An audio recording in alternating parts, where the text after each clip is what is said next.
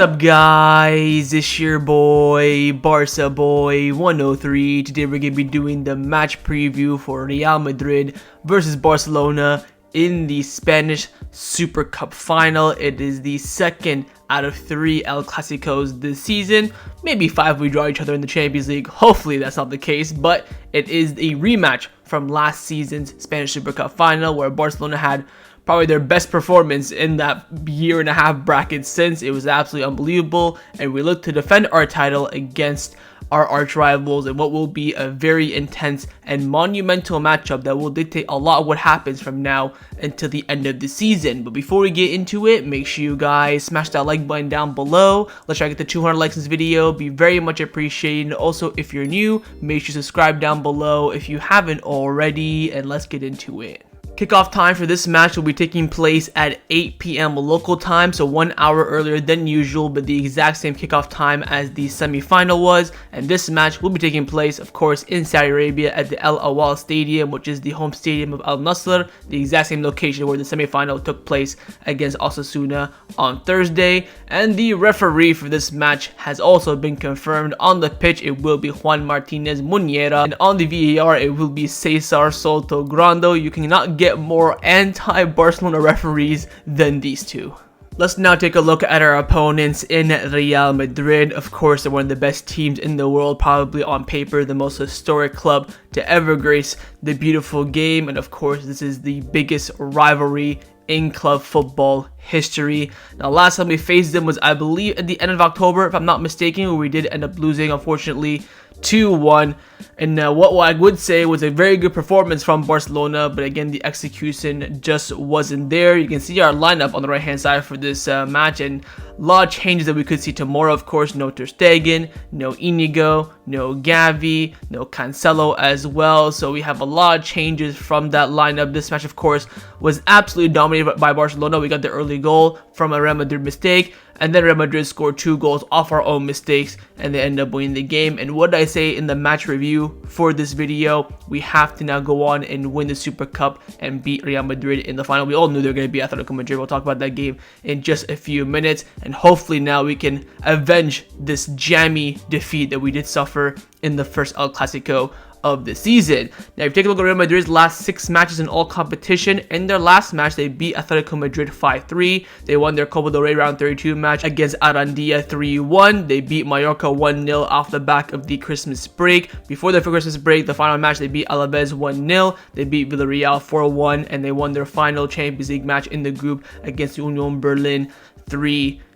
So let's take a look now at the last 3 games of all competition, which of course is all 3 matches post Christmas break. First up is the 1-0 victory against Mallorca. I did end up watching this game. I believe they played the day before Barcelona played Las Palmas, if I'm not mistaken. They weren't that great in this game, Real Madrid. You can see the lineup. Of course, they are suffering quite with an injury situation in the center back position. They had their pivot Tchouaméni play at center back. They had their typical midfield 4, front 2, and their fullbacks.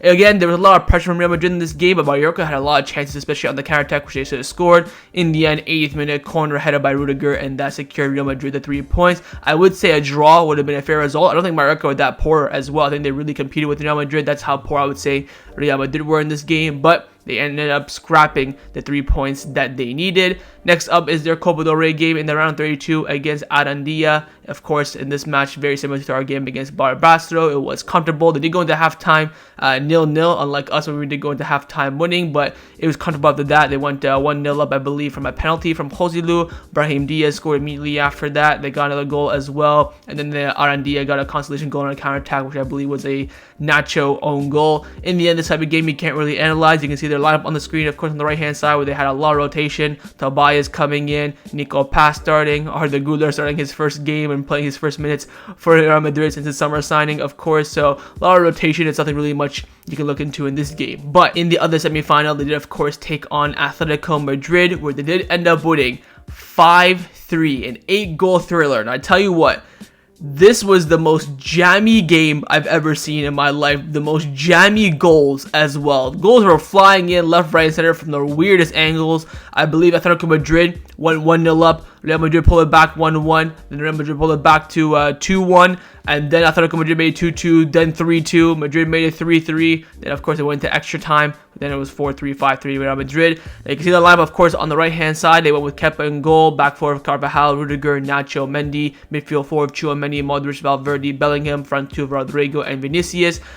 I think this was a calamity of errors defensively from Real Madrid and also from Atletico Madrid. I mean, every chance they were getting in that first 90 minutes, they were going in. They did go into extra time here. Keep in mind as well, they had a lot of minutes recently. They went and played an extra half an hour as well. I believe Valverde went off with some discomfort from having cramp. I believe Carvajal didn't even train with Real Madrid yesterday because he had some cramp and discomfort following this game. So it was a very intense game for Real Madrid. Would I say they were the deserving winners? I think it was a fairly even game. If Atletico Madrid won, it would have been whatever. Same with Real Madrid as well. But as you always know, and that's always going to be the case, Atletico always bend down to Real Madrid. They may pick up a win here and there once every couple of years, but it's always Real Madrid beating them. I've never seen a more one-sided derby in my life. But again, they did play the day before us, but they did play half an hour more as well. So we do come in with that extra rest. I do feel like we did suffer, of course, injuries where they didn't. Just a lot of cramp and muscle overloads. I think they have a fully fit squad with what they came with to the Super Cup, but again, it was a difficult match for them in that semifinal, and hopefully they're still suffering from that game.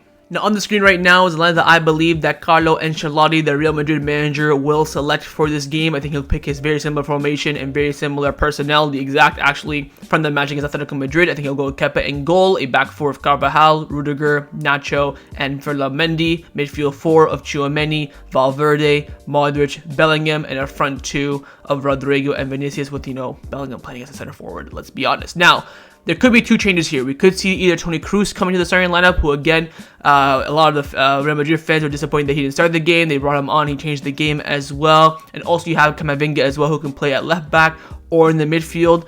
I doubt Camavinga will really has a push to start the game. We could maybe see Toni Kroos come in for Modric as a direct change there. But barring that one change, I think this would be a very, very concrete and similar style of play. Of course, we had Barcelona technical staff watching the Atletico Madrid Real Madrid game. They were analyzing it, hence also Real Madrid analysts were watching the Barcelona Osasuna game as well, analyzing it from a tactical point of view, tactical camera, things like that. So barring that one change for Toni Kroos, maybe for Modric, I don't see Real Madrid making any other moves. I think this would be pretty much their concrete lineup, barring minimum one change. So overall, final thoughts on Real Madrid. Despite on paper their team not looking as strong as we've seen it over the past, decade, it's Real Madrid. They have that aura with them, even though they don't have the best lineup on paper in terms of personnel. They will always go out there and perform strongly. Of course, their manager is Carlo Ancelotti, which, to be fair, doesn't have the best El Clasico record. He does, of course, have some wins in his 2 stints as Real Madrid manager, but those 2 wins, either Barcelona were just show shite and they just cruised it, or he got lucky with a last-minute goal or last-minute tie. He hasn't really had a comfortable El Clasico victory, in my opinion anyways. I think he struggles in El Clasicos as well when we're either, on top or we have a good side, whatever the case may be. I think the record between him and Xavi does come out on top. I think we lost to Bernabeu 3-1, we lost the Super Cup, and then we lost the last Clasico. We also lost at 4-0 as well. So he has, again, numbers of victories, but some of them are not really concrete. The 3-2 Super Cup in Xavi's first year, we dominated. They just, were more clinical. The 2-1 earlier on the season, they just got lucky as well. 4-0 Copa del Rey last year, we just won't talk about that. And the 3-1 win again in the Bernabeu last season as well. We just came off getting knocked out of the Champions League. Our heads were down. The team had some injuries, so never really been that concrete for Carlo Ancelotti. Now, in terms of personnel, despite the fact on paper you could say the team isn't that great, of course they have some fantastic players. Rodrigo, Vinicius, Bellingham, that front three, it's of course deadly. They've been doing very well this season.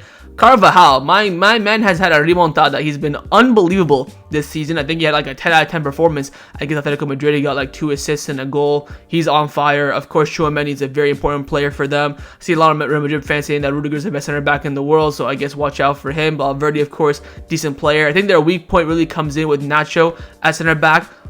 Kepa in goal, of course. There's a lot of people really wanting Luden to start this game, but according to reports, Kepa will start. Kepa, Nacho, I would say, is definitely the weak point. For Mendy, I think he's a good fullback, very, very fast, but sometimes he has an off day. When he has an off day, he's absolutely shite. Modric, he's probably good for about 45 minutes, and his legs will kick in as well. So this team definitely has some weak points, but they definitely have some strong points as well. It's going to come down to what we've seen in the past El Clasicos.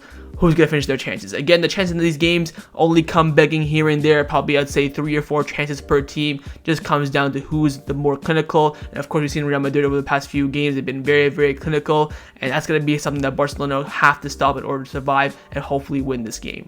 Now, of course, for this match, there won't be a squad list as it was released on the traveling squad for the, whole entire Super Cup. But we do have some injury updates coming into this match. Firstly, on Cancelo, we knew that he was not going to play against Osasuna, but there was a potential final. He could be fit. The reality is Cancelo hasn't made it. Tony Juan Martin's come out saying that João Cancelo is practically ruled out for the Super Cup final. The only thing that's really missing right now is the actual confirmation. The player is testing himself in training, but no risk will be taken. The fact that his injury is in an area that's dangerous as his knee provides the extra caution that will be taking place. So the fact that his injury is in the knee area, the club, the player don't want to take any risk whatsoever. So most likely we won't see Cancelo. The plan for Cancelo is to be fully fit, ready to go for the Benedito Villamarín next weekend against Betis. We could see him get some minutes, maybe hopefully midweek in the Copa, but he hopefully will be a starter for the next weekend La Liga game against Betis. Huge game that is. And the final injury update that we do have is on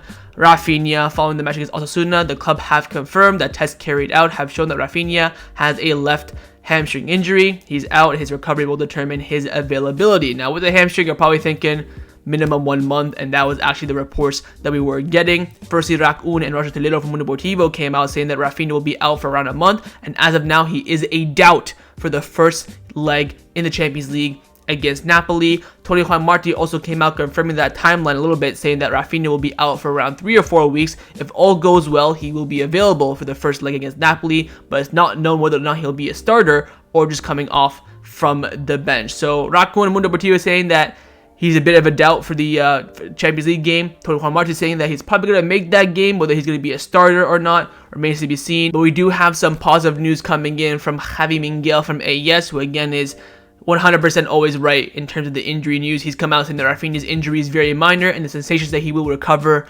within 2 weeks and he will be fully fit and available for the Champions League game against Napoli. So with Raphinha, his goal is to be fit for that game, so probably come back maybe 2 to a game before. I think we play Granada before at home and like Alaves away, something like that. So I think Raphinha is expecting his return beginning of February. I think him and Ter Stegen will probably come back during the same time as well. I think both of them will be fully fit for the Champions League game. Whether he'll be a starter or not remains to be seen. I think he will be fit for that game though and be on the bench, but he will be out for the rest of this month. That's pretty much confirmed. So no Union Stanza in the Copa, no Betis game as well, no potential quarterfinal in the Copa del Rey. So we're gonna miss him for the next 4 or 5 games, I would say. But again, the injury is not serious, but it is something that will keep on the sidelines for a few weeks. Let's now get into the press conference reaction of the Barcelona captain, Sergi Roberto. As we all know, a player always accompanies a manager during cup competition pressers, and today Roberto was selected as the captain. I think Real Madrid also selected Nacho as the captain as well. So let's get and see what Roberto had to say ahead of the big final tomorrow in the Super Cup, potentially his first trophy as the Barcelona captain. He started by saying that being the captain of Barcelona is a great dream. It makes me very excited and it would be very special to win the title as the first team captain. I've always said that I'm a midfielder since I was a kid. I've played there, but due to circumstances I played more as a fullback. This year I'm playing in the midfield and I'm having a great time. I hope I can continue to help the team as we progress. Last season Super Cup final, it was one of the best games of last season. It was very important for us in the final stretch of the season, and hopefully it will give us the strength to take on all the other titles. In the Clásico, everything is equal. Both teams start off in the same situation. A Barcelona Real Madrid game is always a final, and tomorrow it is a real final. It will be the maximum rivalry, and I hope that just like last year, we can play a good game. I hope I can stay at the club for next season as the captain and lift another title. So again, Roberto saying he wants to stay in the press. Xavi saying he wants Roberto to stay in the press. So we're getting closer and closer to a Roberto renewal, definitely. Anyways, Roberto continues by saying that we have to be protagonists with the ball. Against Madrid, you have to dominate the ball, but you have to be attentive. Against Real Madrid, you cannot take the game for granted until the last moment.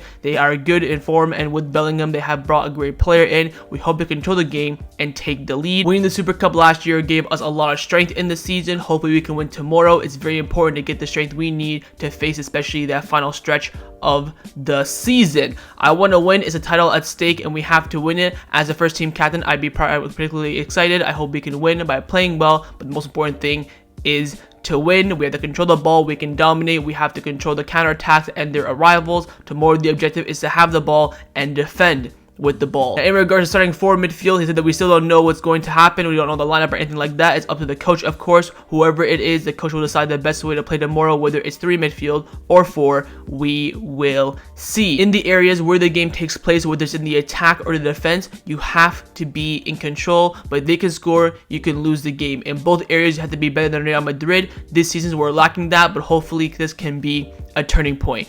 Against this type of opponent, you have to dominate all aspects of the game. Madrid are very physical, very strong team. We will try to be better than them. We have to be more attentive with the ball, and on set pieces, you have to be at 100% to make sure that no details can escape you. And finally, Roberto concluded off by saying that Xavi is my idol. I've had him as a teammate, and now I'm lucky enough to have him as a coach. I've had his support from the first minute. I'll always be here for the club for whatever it needs. If the coach wants me to stay, I'm sure there will be no problem in me continuing. Oh god, we're getting closer and closer to a Roberto renewal. And that concluded Roberto's press conference reaction ahead of the match against Real Madrid in the Super Cup final tomorrow.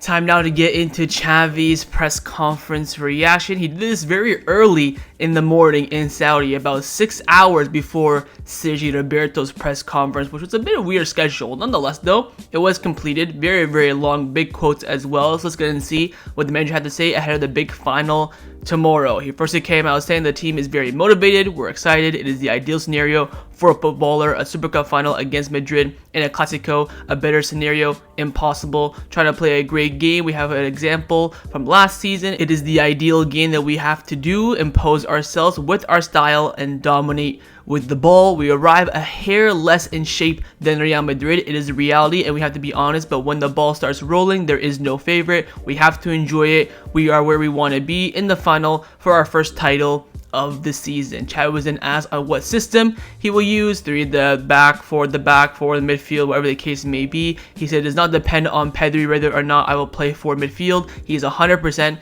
and we'll see with the names. I have a clear idea. The identity has to be ours, Barcelona's DNA, taking the ball away from Real Madrid. The idea does not change despite whether we play with 4 midfielders or 3. It is about the fixing, triangulations, numerical superiorities, a DNA that Johan Cruyff instilled 30 years ago. Last year we were very proud for Barcelona in the final, and this is the path we look for, and we have immense faith in the Cruyffista style of play. He was then asked about winning the final but not deserving it, so Madrid dominating the game, Barcelona get a lucky goal 9th minute and end up winning, and Xavi replied by saying the opposite has happened to us, that we have not won when we deserved it. I don't remember many games, maybe this year at Real Madrid's field, a game of 200, but on the contrary, don't usually happen to us. We play well to control the game, and we have the example from last year. I insist, faithful in the Cruyffismo and identity. We will insist on this even if we have moments where we cannot get out. He was then asked on Lewandowski's companion, saying that I imagine Raphinha will arrive for the Champions League match, but of course will not be available for tomorrow. I have the idea and the name quite clear. He won't change. We have to impose our personality against Madrid.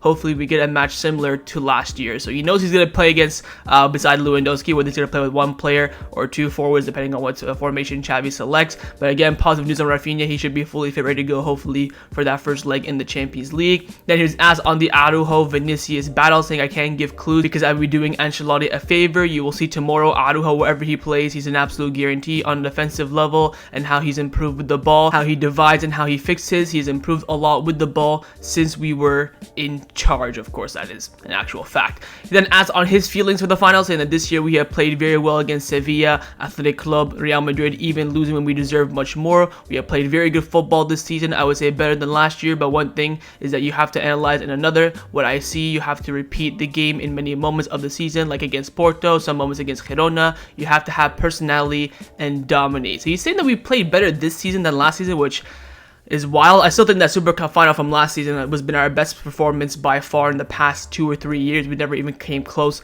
to a performance like that, in my opinion. He's then asked, of course, afterwards on last year's match, and he said that we saw last year's game the same a couple or 3 times because not everything was perfect, but this year it changes. A player changes. Madrid has changed its system. They attack spaces. They play practically with 4 midfielders. They have changed compared to last year. I think that Madrid is stronger when Barcelona is stronger as well. Since I've been in office, if we have won any title, we had to go through the Real Madrid. Last year in the final in the league, we had to beat them. Otherwise, they were 6 points away from us. That we didn't get eliminated from the cup, of course. They react when they see a strong Barcelona. Everything is very even in terms of titles too. Last year, we won 2 titles, and this year, we're fighting for this title. These are stronger when we are stronger. He was then asked on Lamine Yamal, saying that I would ask him what he is showing, self-confidence, talent, quality wherever he plays. He is young, but the stage will not weigh down on him because he has self-confidence to make a difference even as a teenager. Then asked on Alejandro Balde, he said the other day he played the majority of the game with some back discomfort. He's giving us a lot and will continue to give us that outside, inside with arrivals. Madrid will pay attention to Balde for sure. The arrival will know that we have a lot of potential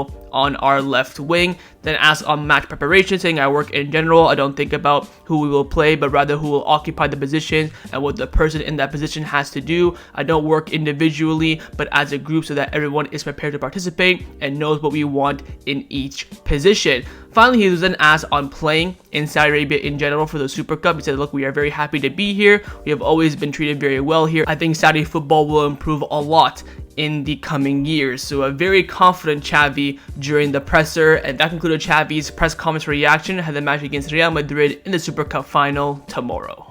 Let's now get into the lineup prediction. We're going to start with the manager, of course, Xavi Hernandez. I'm going to try my best to predict this lineup. I don't think it's going to be that concrete to predict. There is going to be 1 or 2 changes from the semifinal against Osasuna. The question really is, what will be those changes? I think Xavi will go with this lineup on the screen right now. He'll go with the Naki Peña in goal, a back 4 of Araujo, Koundé, Christensen, and Balde, midfield 3 of De Jong, Gundogan, and Roberto, and a front 3 of Ferran Torres, Lewandowski, and João Felix. Starting off in the back 5, it will be the exact same. We will probably see Araujo shift to right back to cover Vinicius. Of course, we've seen the past few Clásicos. He might keep Koundé there and just have, Araujo covering with him as well, since Vinicius plays very narrow, but I think he will put Araujo on the fullback position. That midfield 3, concrete. Fermin, you could say, is knocking on the door. Clásico Fermin is on point. The past 2 Clásicos, he had the friendly in preseason, and then the last one at home where we did lose, Fermin was at least an 8 out of 10 in both games. So if you want to really start El Clásico Fermin after not playing the entire Osasuna game whatsoever, it is a bit of risk, so I don't think Xavi will do it. Front 3 is where we know there will be 1 change with Raphinha dropping out. The question is, who will come in? I think he will bring in João Felix and then move Ferran Torres to the right. I don't think he'll give Lamine Yamal the nod just because of his age, if I'm being completely honest. When you see my lineup, you'll see what I think, but I think because of his age, because of the moment, I don't think he really wants to put him in quite yet. We know that João Felix in big games tends to perform, and of course Ferran Torres does have the experience. So in that front 3, maybe we see Fermin. We could see Xavi shift to a midfield 4 as well. Maybe he'll put Lewandowski, João Felix, sacrifice Ferran for Fermin as well. I think we are looking at 1 or 2 changes though from the Osasuna lineup, but that's the lineup I think that Xavi Hernandez will select for this match. But of course,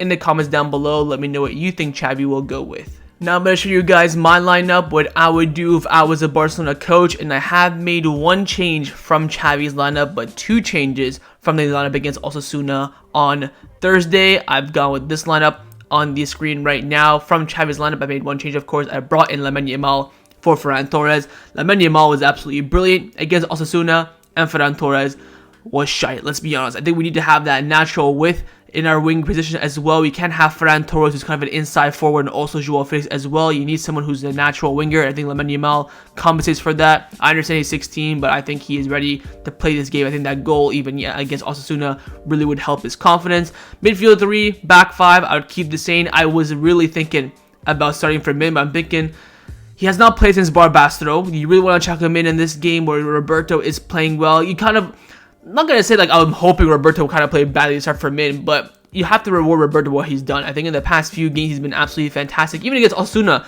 thought he put in a really good shift. I was going to start for Min over Roberto. I'm like, you know what? You can't really drop the captain after I don't think he's done anything wrong to deserve to be dropped. So I've stuck with it.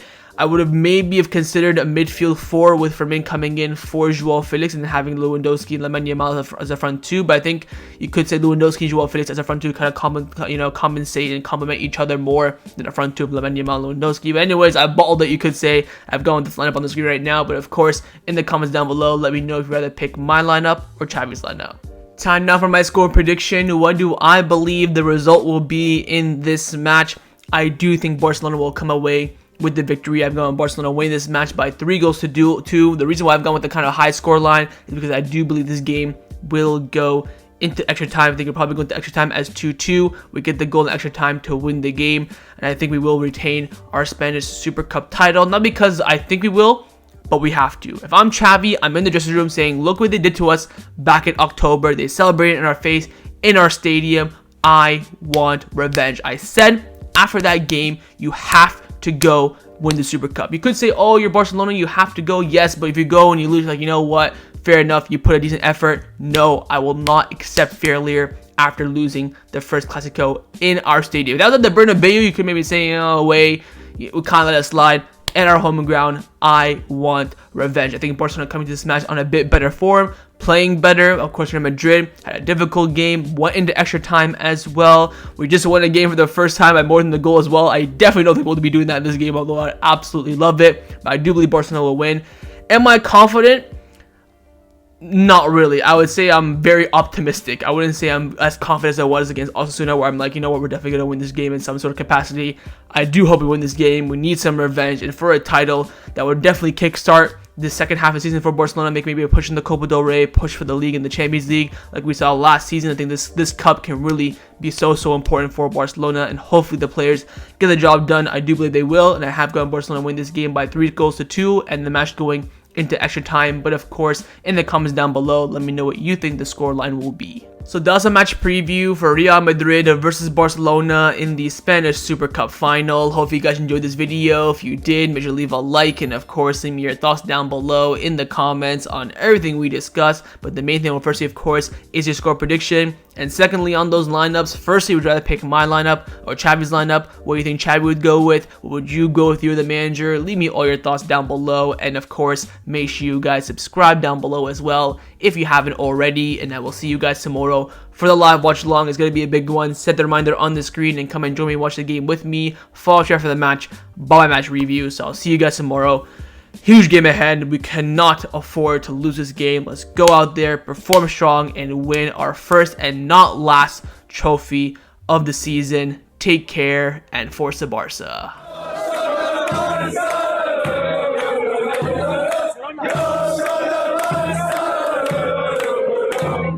Yeah.